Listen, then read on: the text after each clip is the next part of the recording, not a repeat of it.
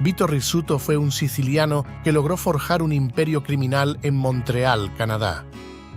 Su ascenso al poder estuvo marcado por una implacable lucha por el poder frente a una facción rival calabresa dentro de la familia Cotroni.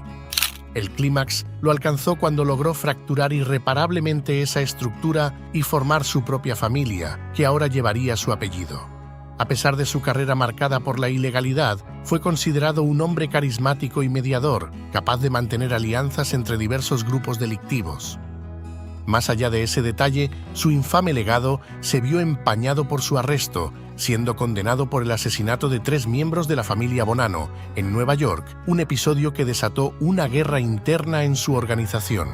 Este es el don del teflón de Montreal, Vito Rizzuto.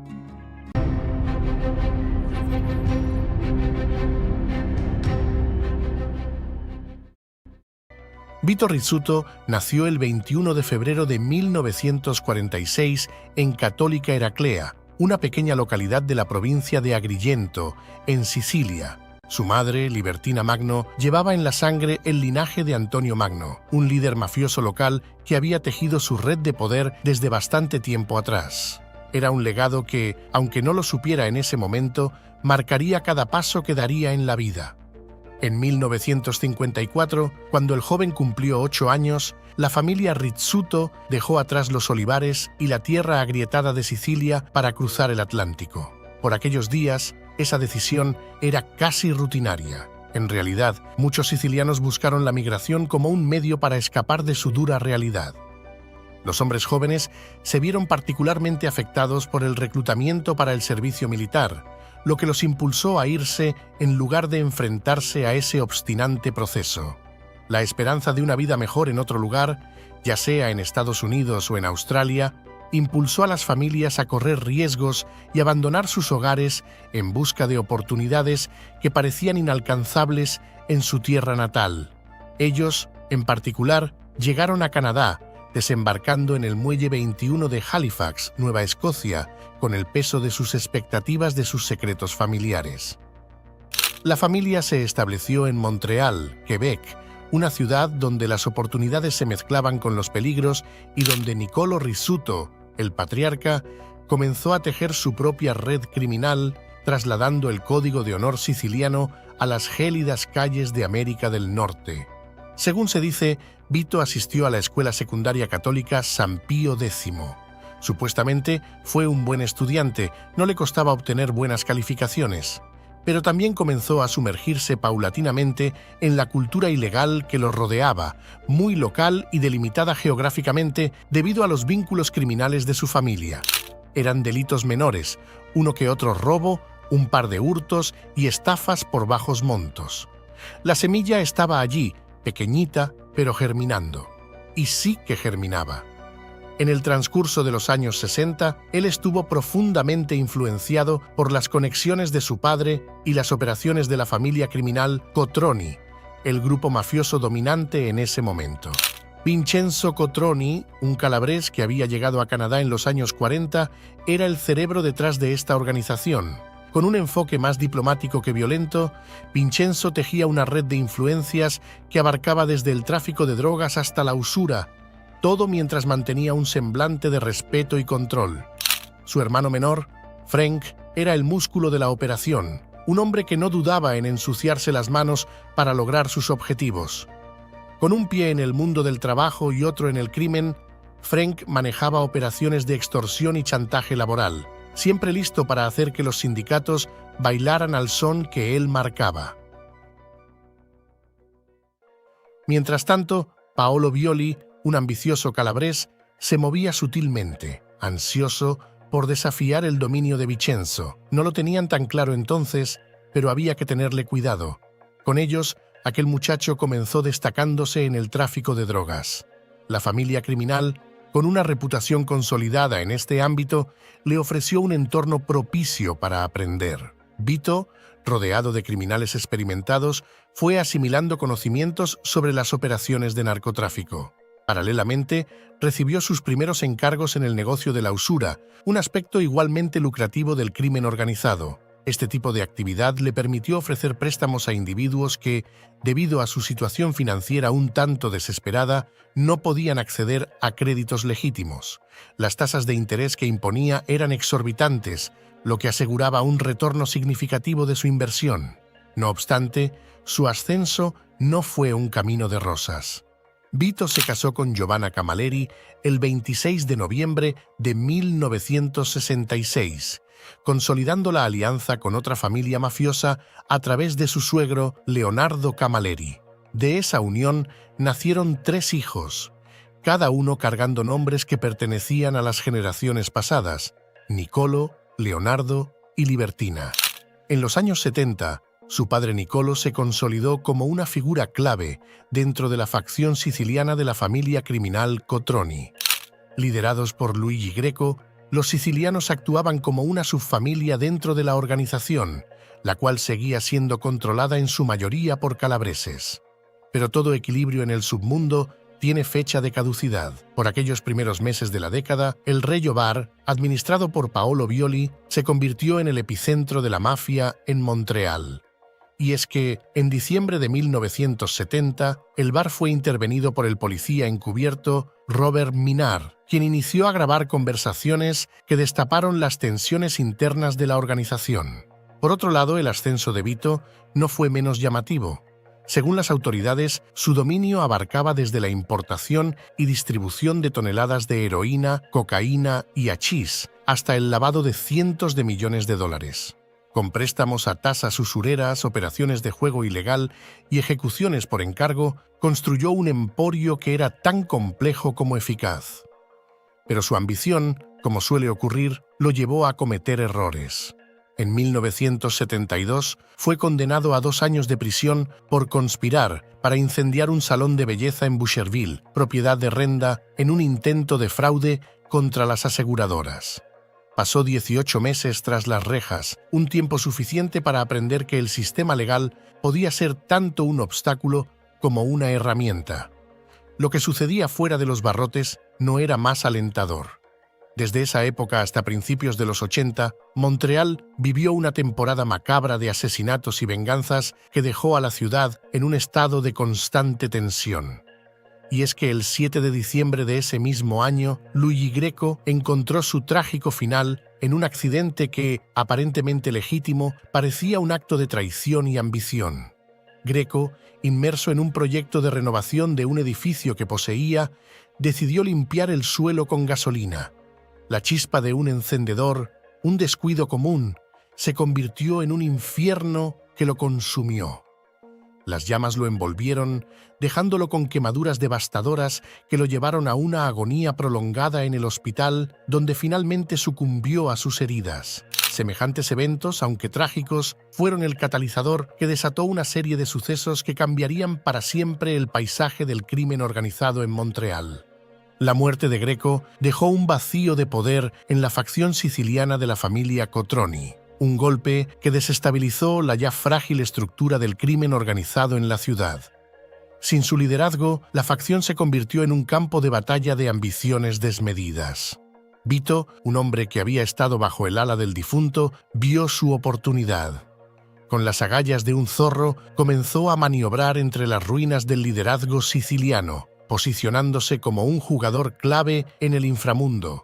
Lo que comenzó como una sorda rivalidad se transformó rápidamente en una guerra abierta en 1973, cuando la facción siciliana decidió que ya era suficiente de vivir bajo las órdenes de los calabreses.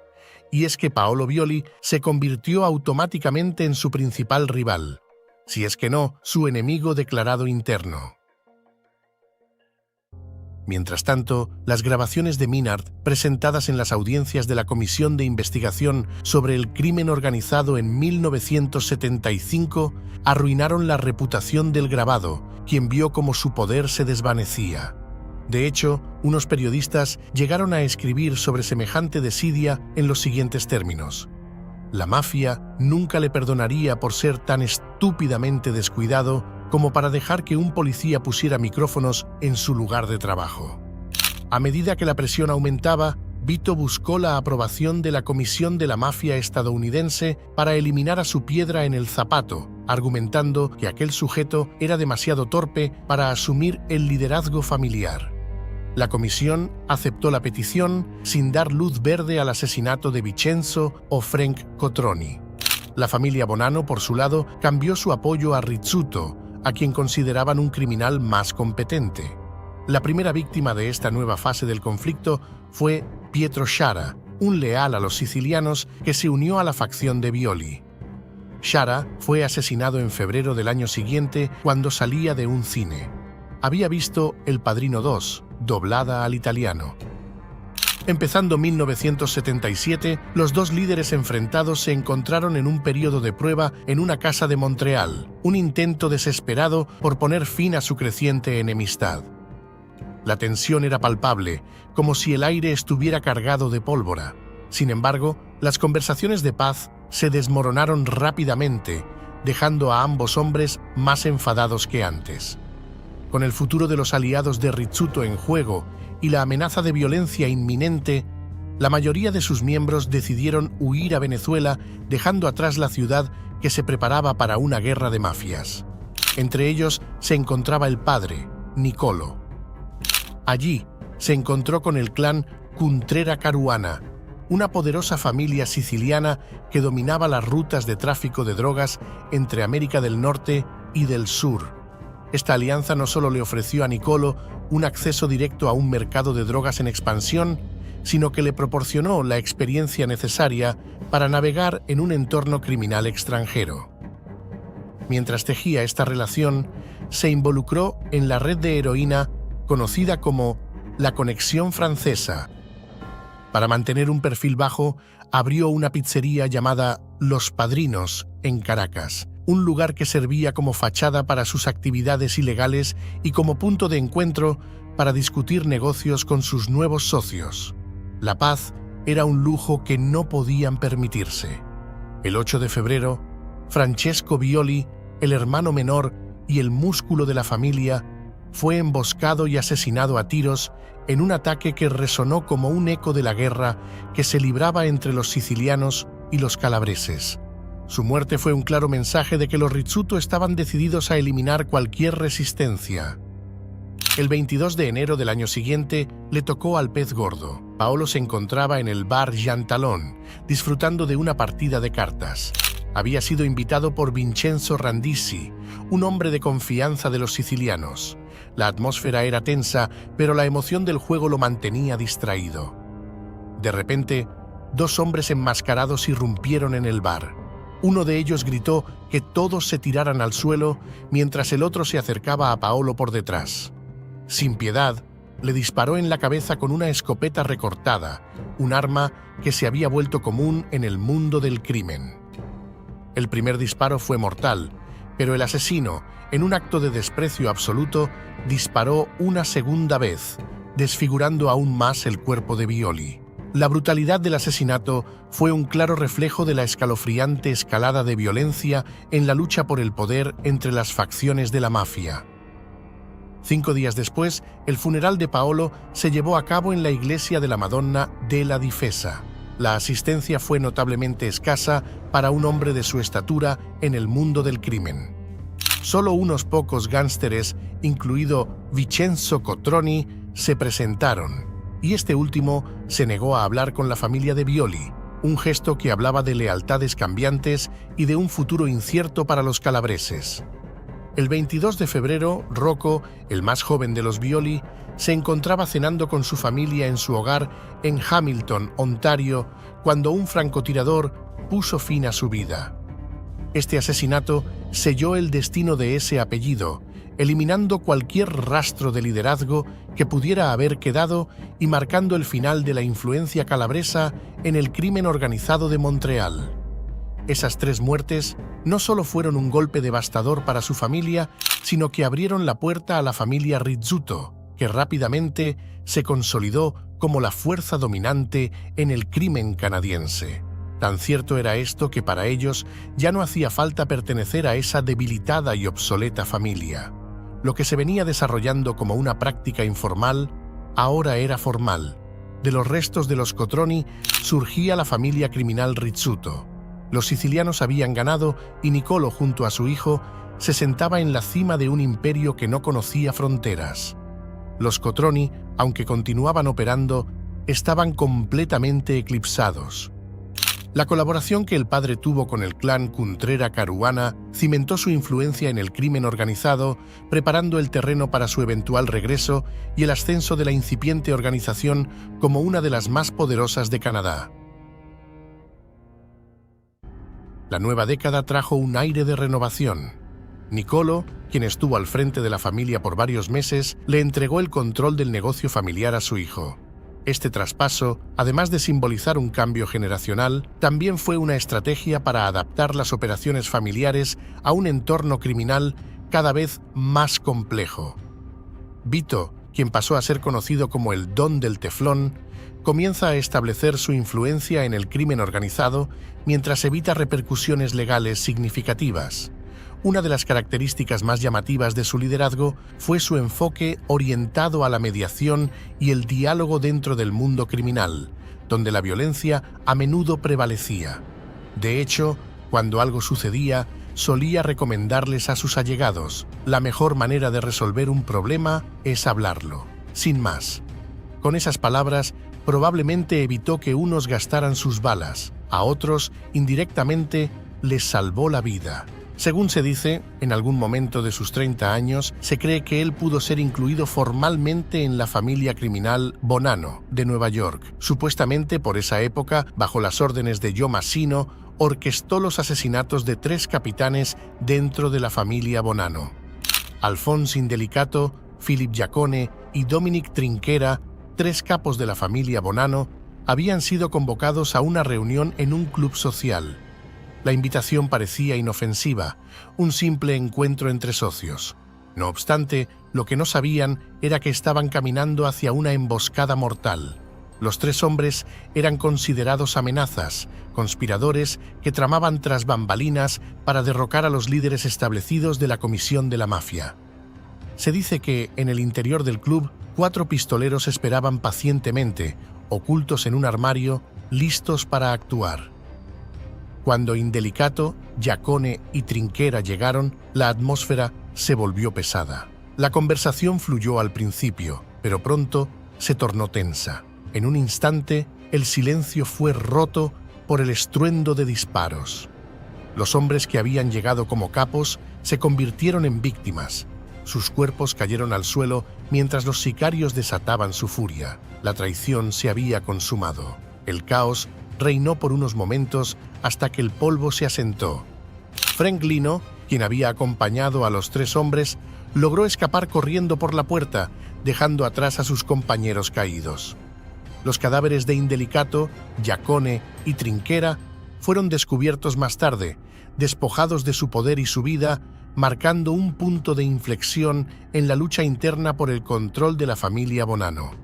Junto a Vito, la familia criminal Rizzuto expandió significativamente sus operaciones de tráfico de drogas, en particular con grandes envíos de hachís y cocaína.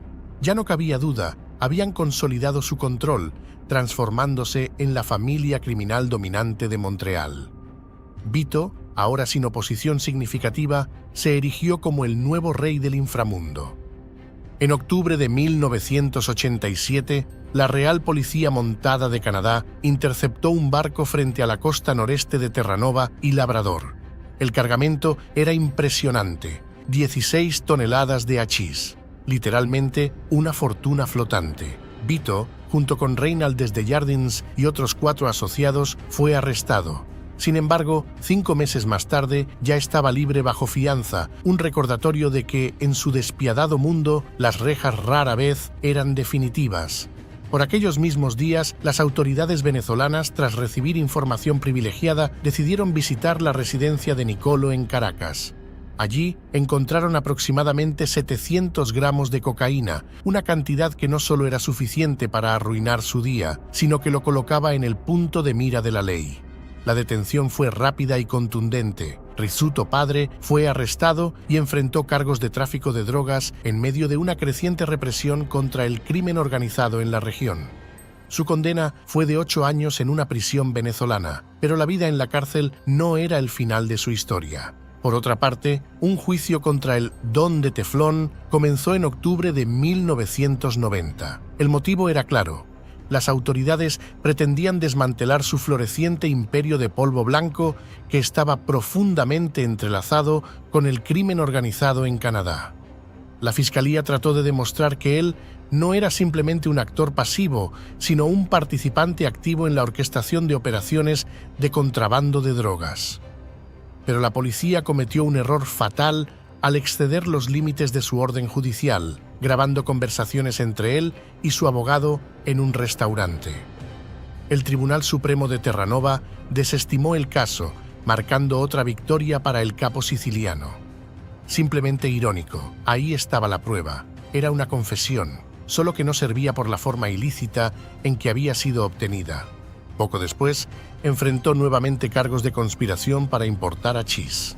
Un testigo clave, el traficante de drogas Norman Dupuy, estaba listo para testificar contra él a cambio de una reducción de pena, dinero y una nueva identidad. Pero la situación dio un giro inesperado cuando Dupuy ofreció no testificar a cambio de $1 millón. John Seloas, abogado del atacado, grabó la conversación y logró que Dupuy fuera acusado de obstrucción a la justicia. Sin testigo principal, él fue absuelto, saliendo ileso una vez más. 3 años más adelante, con un poco de ayuda de sus amigos y un par de maletines llenos de dinero, Nicolo fue liberado 3 años antes de lo previsto y regresó a Montreal, donde su presencia se sintió de inmediato.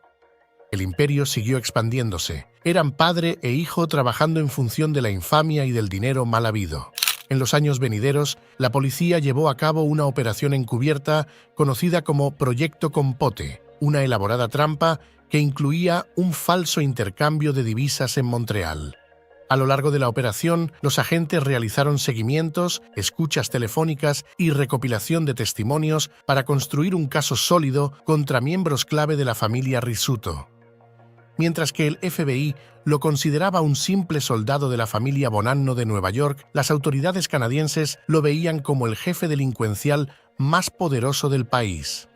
A la par, Vito trabajó estrechamente con el clan mafioso siciliano Cuntrera Caruana, liderado en Canadá por Alfonso Caruana. Esa organización desempeñó un papel crucial en la organización del tráfico de cocaína desde Colombia hacia Italia y otros mercados internacionales, colaborando con familias de la 'Ndrangheta y el Cartel de Cali. La ruta de paso de la mercancía era Venezuela.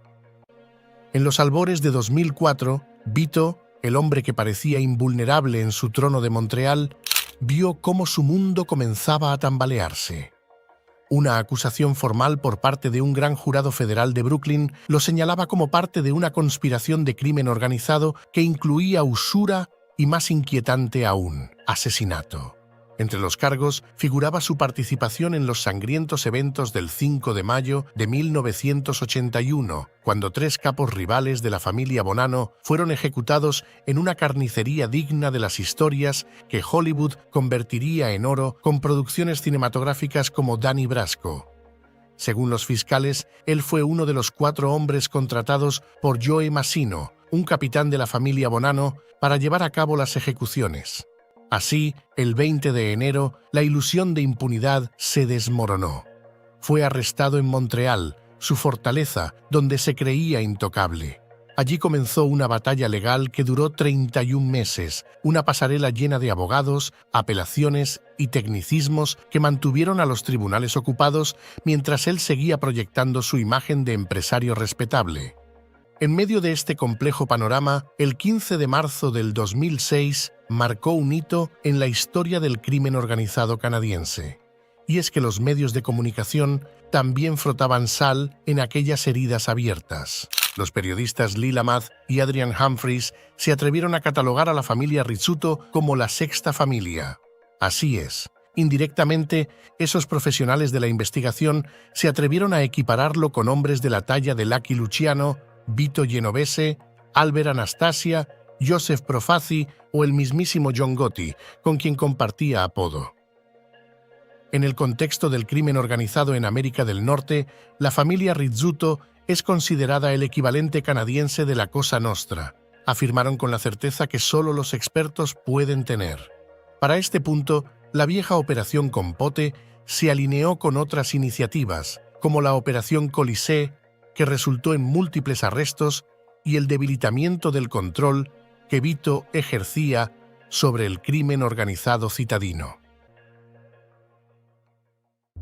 Pero el 17 de agosto del mismo año, tras agotar todos los recursos posibles, fue extraditado a los Estados Unidos. Fue llevado ante un juez magistrado del Tribunal de Distrito de los Estados Unidos en Brooklyn, donde la maquinaria de la justicia estadounidense comenzaría a descifrar el enigma de su influencia. Joe Massino, el mismo hombre que había encargado las ejecuciones y quien ahora enfrentaba una cadena perpetua por sus propios crímenes, se había convertido en testigo del gobierno. Su testimonio prometía ser la piedra angular del caso contra Vito, pero el acusado, siempre astuto, optó por evitar el riesgo de un juicio. Entre abril y mayo de 2007, ya sesentón, negoció un acuerdo de culpabilidad que le ahorró una exposición pública aún mayor. Admitió haber estado presente durante los asesinatos, pero afirmó que su única contribución había sido gritar «Esto es un asalto», mientras otros disparaban las balas que acabaron con los tres capos.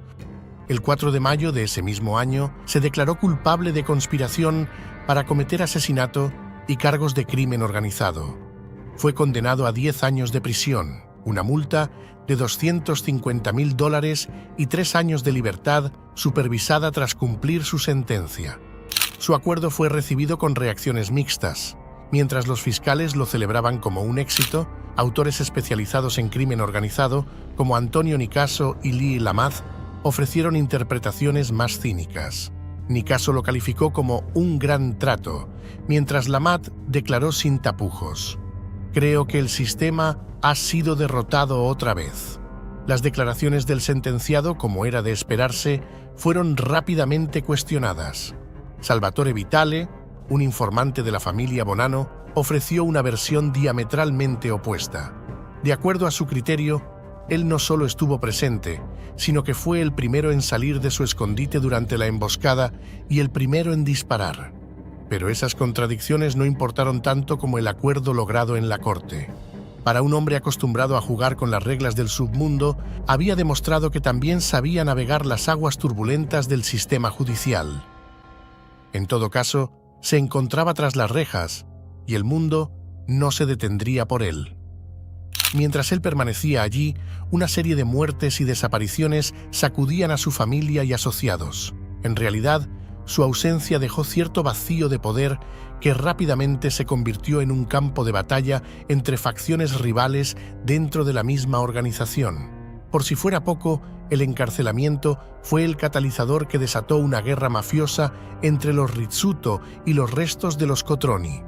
La verdad, aquella era una organización desarticulada y poco eficaz. Los líderes fuertes ya habían muerto y en la práctica la estructura se encontraba en vías de extinción. El caos se desató cuando comenzaron a surgir facciones dentro de la misma familia Rizzuto. Mientras algunos miembros intentaban mantener el control y la lealtad, otros, como Salvatore Montagna, quien había sido deportado a Montreal y aspiraba a ocupar el liderazgo que el jefe encarcelado había dejado vacante, comenzaron a cuestionar la autoridad de los líderes tradicionales y a buscar alianzas con los Cotroni. Giuseppe De Vito, un jugador clave en esta lucha, se encontraba en una posición delicada. Aunque era un asociado cercano a los Rizzuto, su lealtad era cuestionada por aquellos que buscaban aprovecharse del caos. De Vito se convirtió en un símbolo del conflicto interno. Su papel oscilaba entre ser un aliado estratégico y un posible traidor en medio de la vorágine mafiosa. La mafia, como siempre, seguía cobrando tributos en sangre y no era el patriarca el que los pagaba, sino aquellos que alguna vez habían sido sus más cercanos. Federico Del Peschio, uno de sus socios más cercanos, recibió su sentencia el 21 de agosto de 2009, cuando su cuerpo fue hallado sin vida detrás del restaurante La Cantina, en el barrio de Ahuntsic. La noticia llegó como un balde de agua helada y no pasó mucho tiempo antes de que un giro aún más oscuro se presentara. Era un día gris y frío, a solo 3 días de recibir el Año Nuevo, cuando Niccolò Rizzuto Jr., el hijo de Vito, se convirtió en una víctima más de la brutal guerra entre mafias que asolaba la ciudad. A plena luz del día, en una calle residencial, testigos atónitos escucharon el estallido de las balas y vieron cómo un hombre se acercó a Niccolò y le disparó sin dudarlo. El desastre no terminó ahí. El 20 de mayo del 2010, Paolo Renda, el cuñado de Vito y uno de sus consejeros más confiables, desapareció sin dejar rastro. Quizá fue un simple desvanecimiento, o quizá no. Más bien, pareciera que alguien más decidió que ya no había lugar para él. Lo que quedó claro es que cada miembro de la familia estaba marcado, no por la sangre que compartían, sino por los enemigos que habían acumulado a lo largo de los años. Un mes después, el 29 de junio, Agostino Cuntrera, otro socio importante, salió de su almacén de suministros alimentarios. A sus 66 años, había navegado por las turbulentas aguas de la mafia durante décadas. Pero ese día sería diferente. Mientras el sol se ocultaba tras los edificios, un grupo de hombres armados se acercó sin levantar mayores sospechas. Sin palabras, solo el sonido de la violencia. Disparos resonaron como un eco de advertencia a todos aquellos que se atrevían a desafiar el orden establecido. Cuntrera cayó al suelo, su cuerpo inerte rodeado por el caos que siempre había conocido. Junto a él, su guardaespaldas también fue abatido, una víctima más, en un juego mortal donde la lealtad era tan efímera como el aire que respiraban. A pesar de lo que pueda decirse, el golpe más duro para el Don de Teflón llegó el 10 de noviembre.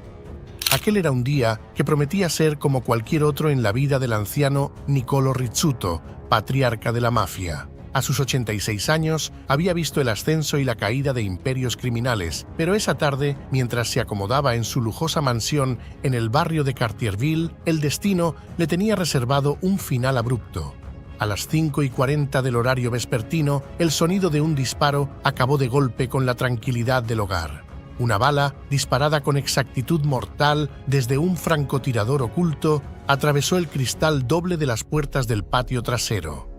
Niccolò, símbolo de una era dorada para la mafia italiana en Canadá, cayó al suelo, dejando atrás una vida marcada por la violencia y el poder. En su casa estaban presentes 2 mujeres que, al ver lo que ocurría, quedaron paralizadas por el horror. Ambas necesitarían atención médica por el shock que les causó la escena. La noticia del asesinato se esparció como pólvora en el inframundo criminal. Ese no solo era un viejo mafioso, era una leyenda viviente que había sobrevivido a numerosas tormentas en un mundo tan lucrativo como inestable. Las calles de la ciudad estaban impregnadas de una tensión palpable. La familia Rizzuto había sido golpeada repetidamente, su nieto había sido asesinado a plena luz del día y otros asociados habían desaparecido o encontrado la muerte en circunstancias similares. Ahora muchos se preguntaban quién sería el próximo en caer. Las rivalidades entre los calabreses y los sicilianos habían resurgido con fuerza y el asesinato del patriarca era un claro mensaje. El juego había cambiado. La policía se apresuró a investigar, pero sabían que desentrañar este crimen sería complicado. Las teorías sobre los autores del disparo flotaban en el aire como pompas de jabón. Algunos apuntaban a viejos enemigos, otros a nuevos contendientes que deseaban reclamar su parte del territorio mafioso. Para Vito, las pérdidas se acumulaban a un ritmo casi insoportable, pero como buen mafioso, entendió que la guerra no perdona. Pero el 24 de noviembre, Salvatore Montagna, el capo alzado, encontró su final. Aquella fatídica noche, la policía respondió a unos disparos en un barrio periférico y encontró su cadáver en la orilla del río l'Assomption. Los testigos informaron que Montagna saltó al río en un intento de escapar de sus asesinos. Otras especulaciones más cínicas sugieren que primero fue asesinado en las inmediaciones y luego arrojado al río. Lo cierto es que Vito, tras pasar una temporada en la Institución Correccional Federal Florence, salió de prisión el 5 de octubre del 2012, varios años antes de lo previsto, como si de un cameo se tratara, de regreso al escenario del crimen. Tan pronto como fue liberado, lo primero que hizo fue ser deportado a Toronto, Ontario. Nadie dudaba de que su reaparición no sería algo discreto. Los rumores no tardaron en llegar. Al llegar a Canadá, Rizzuto se reunió con los representantes de las mafias de Nueva York. Para cualquier observador, parecía estar marcando su regreso a lo grande. Aunque la paranoia también estaba presente, había comprado un vehículo blindado y vivía en un apartamento fuertemente custodiado. Era evidente que él sabía que su vida estaba en peligro, pero no estaba dispuesto a esconderse. Al contrario, su mensaje era claro: estaba de vuelta y no sería presa fácil. Montreal le esperaba, y la escena mafiosa en el continente norteamericano comenzaba a ponerse nerviosa, pues sabían que ese capo no era alguien con quien jugar. De hecho, tampoco pasó mucho tiempo antes de que comenzaran a caer otros cuerpos. Emilio Cordileón, Tony Jensel y Mohamed de Wada, 3 traficantes de drogas de la ciudad, fueron eliminados en asesinatos consecutivos en noviembre, aparentemente como parte de una venganza por la desaparición de uno de los aliados de Rizzuto.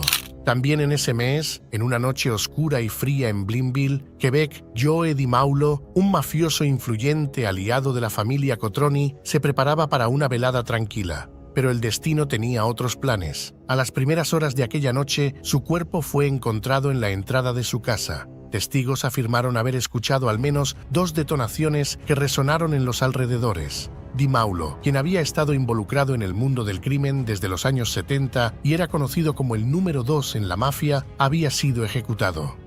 En los días siguientes, los rumores comenzaron a circular sobre quién podría estar detrás del asesinato. Algunos apuntaban a viejos enemigos que buscaban venganza, otros hablaban de traiciones dentro de su propio círculo. De hecho, se supo poco después que Di Maulo había estado involucrado en discusiones sobre quién debería controlar la mafia local, lo que lo convirtió en un blanco perfecto en un juego mortal donde cada movimiento podía ser fatal. El funeral pasó casi desapercibido, como si el poder mafioso ya no lo respetara, un indicio de que el equilibrio de poder estaba cambiando. En vísperas de Navidad, un hombre armado irrumpió en la cafetería del rival encarcelado de Rizzuto, Giuseppe De Vito, y mató a un hombre, Dominic Facchini, e hirió gravemente a otro. En enero del año siguiente, 2013, Gaeto Gossola, cuñado de Reinald Desjardins, y Vincenzo Scuderi, un supuesto asociado de De Vito, fueron asesinados frente a sus casas. El vendaval de muertes no se detuvo allí. El 9 de abril, Juan Ramón Fernández, el exagente de Rizzuto en Toronto, fue asesinado en Palermo. Fernández, quien había intentado mantenerse neutral en la guerra de mafias, pagó el precio de su decisión de permanecer en el medio. Esa mañana, mientras tomaba su café en un local comercial, un grupo de hombres entró al establecimiento. Sin mediar palabra, se acercaron a él con el desapego de quienes llevan a cabo una misión. En cuestión de segundos, los disparos resonaron en el aire y Fernández cayó al suelo, su cuerpo inerte, dejando un charco de sangre que rápidamente se mezcló con el café derramado. Los asesinos salieron tan rápido como entraron, dejando atrás el caos y el murmullo atónito de los clientes. Corría julio y De Vito también fue ejecutado, pero esta vez fue con cianuro en prisión. En julio de ese mismo año, Salvatore Calauti, quien había caído en desgracia con Rizzuto, fue ejecutado de un disparo en la cabeza mientras se encontraba sentado en su coche. Se le acusaba de estar involucrado en el asesinato de Nicolo, el padre.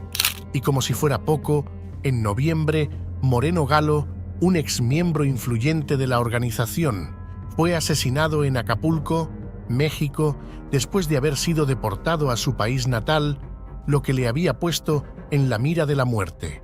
Todo parecía un ajuste de cuentas tras un largo periodo de resistencia.